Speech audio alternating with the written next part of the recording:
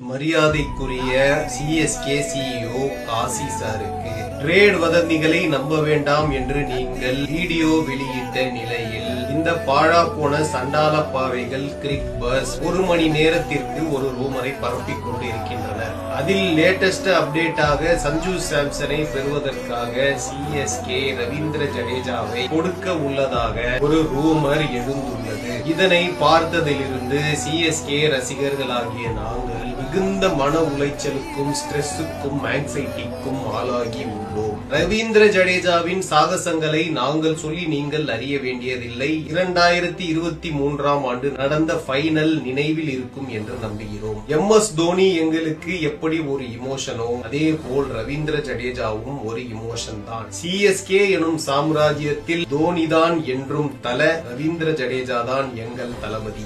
ஆக எங்கள் தளபதி சிஎஸ்கே பிளேயராகவே